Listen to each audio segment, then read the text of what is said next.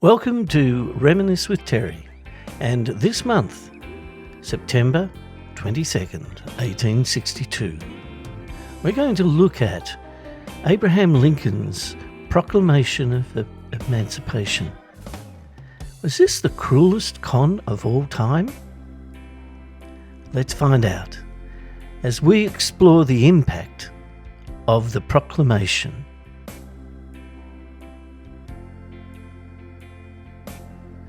If you like this video, I encourage you to subscribe and click on the bell. Let's begin.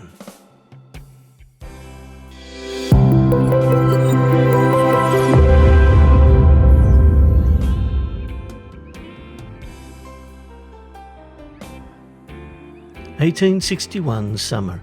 During this period, the Civil War was underway and the Union was fighting to preserve the Union and prevent the secession of the southern states. Slavery was a major cause of the war, but ending slavery was not initially a goal of the war. 17th of July 1862, Congress passed the Second Confiscation Act, which included provisions that freed the slaves of disloyal owners, authorized the President to employ African Americans in the suppression of the rebellion, and called for the exploring voluntary colonization efforts. 22nd of July, President Lincoln presented a draft preliminary Emancipation Proclamation to his cabinet. Secretary Seward suggested waiting for a Union military victory before issuing a proclamation. 17th September 1862, the Battle of Antietam took place, resulting in a Union victory. This battle was significant because it demonstrated to the British that the South may lose, leading them to not recognize the Confederate States of America. 22nd of September, President Lincoln issued the preliminary Emancipation Proclamation, declaring that as of January the 1st, all persons held as slaves within any state or designated part of a state, the people whereof shall be then in rebellion against the Union. 1st of January 1863, the Emancipation Proclamation took effect, declaring that all persons held as slaves within the rebellious states are and henceforward shall be free. January 1863, the proclamation did not immediately end slavery in the nation, as it only applied to areas under Confederate control. I was born on the 17th day of January 1846. I go back as far as way along the early 50s. My first recollection of public living, and especially political living as I may call it, was when I learned as a boy of 9 or 10 that my home was in the state of Virginia.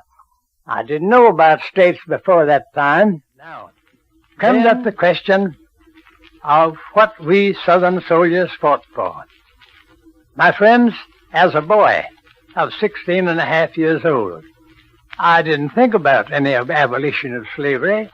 My mind wasn't developed enough to take in what the politicians had in mind, and hence there was no trouble as to the freedom of the slaves. The South did not fight for the preservation or extension of slavery. My friend, it was a great curse on this country that we had slavery, and I thank God that I did not bring up my boys and girls under a system of slavery under which I was brought under. What did you boys fight for then? Here's what a great many people do not know. That as a young man that way I couldn't understand it fully. But I look back now and see my part in it and saw what we struggled for, and that was for states' rights. For states' rights. And as a great many... The Emancipation Proclamation was a significant turning point in the Civil War, as it transformed the character of the war and expanded the domain of freedom. It also allowed for the acceptance of black men into the Union Army and Navy, enabling them to fight for their own liberation. Did the Emancipation Proclamation actually free all slaves? The Emancipation Proclamation, issued by President Abraham Lincoln on January 1st, 1863, declared that all persons held as slaves within the rebellious states are and henceforward shall be free. About 2 miles from Old Fort on the old Morganton Road. I sure has had a hard life. Just work and work and work. I'd never known nothing but work. My boss, he was the old man in the hemp hill. He had a large plantation in the valley. Plenty of everything. All kind of stock. Hogs, cows, mules, and horses. When Ma Sandy died, 2 miles from Old Fort on the old Morganton Road. I sure has had a hard life. Just work and work and work. I'd never known nothing but work. My boss, he was the old man in the hemp hill. He had a large plantation in the valley. Plenty of everything. All kind of stock. Hogs, cows, mules, and horses. Work in the field, chop wood, hoe corn. Till sometimes I feel like my back surely break. I done everything except split rails. You know they split rails back in them days. Well, old Ma strop us good if and we did anything he didn't like. Sometime he'd get his dander up and then we dancing little ground at him. Else he tie your hands for your body and whip you just like you a mule. Lord, honey, I stuck 1,000 lashings in my day. Sometimes my poor old body be so for a week. We ain't know to get, else we get the lash.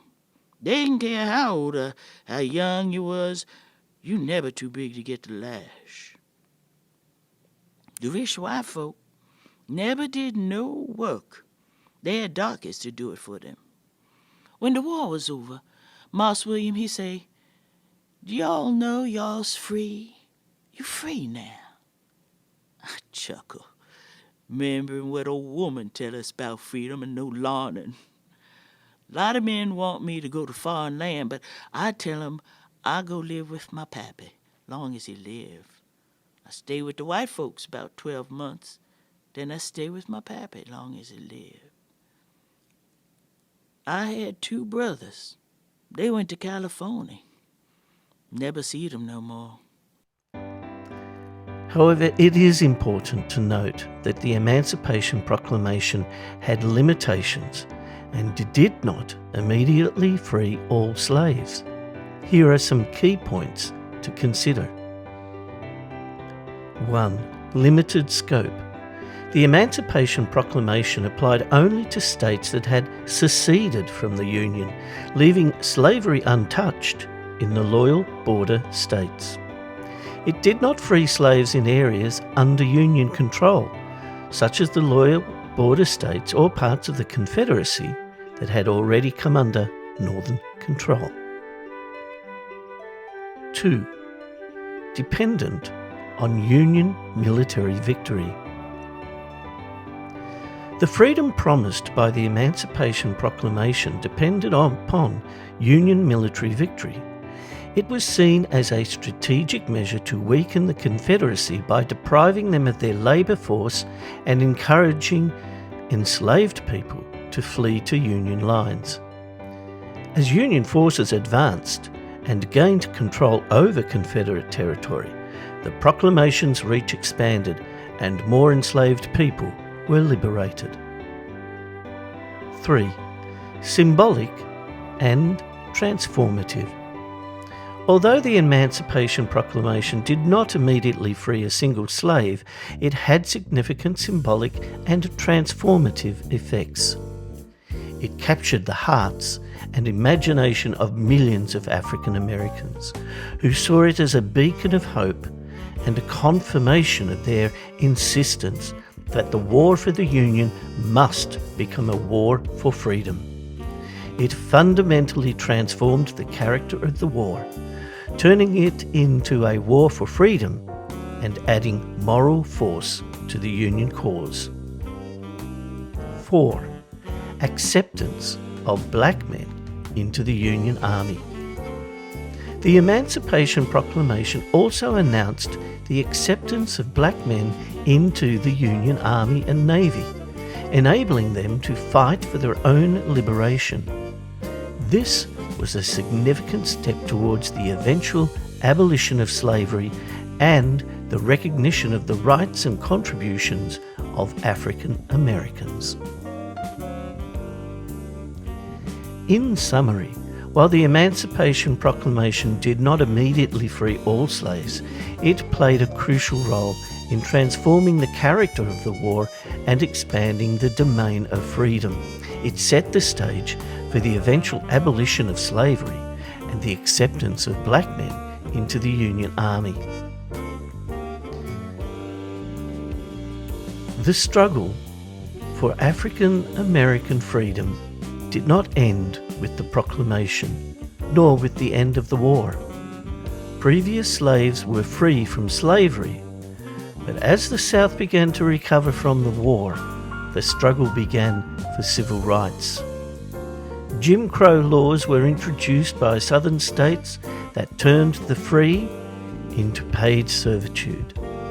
Even today, African Americans still have their rights abused, as some states enact laws that prevent them from voting, and societal problems such as racial profiling and abuse such as policing incidences that lead to the Black Lives Matter movement. Even today, African Americans still have their rights abused, as some states enact laws that prevent them from voting, and societal problems such as racial profiling and abuse such as policing incidences that led to the Black Lives movement.